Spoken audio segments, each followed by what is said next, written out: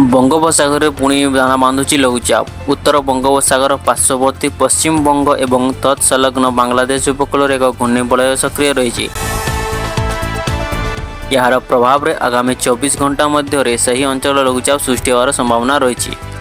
यार प्रभाव रे ओडिशा रे पुणी वर्षार परिमाण बढ़ी पारे। 24 रु 27 तारिख मध्य राज्यर विभिन्न स्थान में प्रबल रु अति प्रबल वर्षा होवार आशंका रही। आज वर्षा को नहीं पूरा ओडिशा को अलर्ट जारी कराई। एमध्यु 5टी जिला मयूरभंज, केन्दुझर, कोरापुट, रायगड़ा और गजपति को ऑरेंज वार्निंग जारी होती। अन्य जिलागुड़ी को येलो अलर्ट जारी दिखाई। आसंता काली मध्य प्रबल वर्षा आशंका 5टी जिला को ऑरेंज वार्निंग जारी कराई। IMD आकलन अनुसार 24 रु 27 तारिख मध्य विभिन्न स्थान में वर्षार प्रभाव देखा मिलिବ।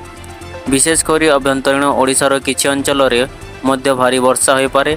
एपटे उत्तर ओडिशार किछि अंचल एवं बन्या प्रभावित सुवर्णरेखा बन्या जो प्रभावित अंचल रिलीफ और उद्धार कार्य जारी रही। तेणु पुणी प्रबल वर्षा हेले तलिया अंचल एवं जल निष्कासन समस्या थिबा स्थान रे स्थिति अधिक गंभीर हो पारे।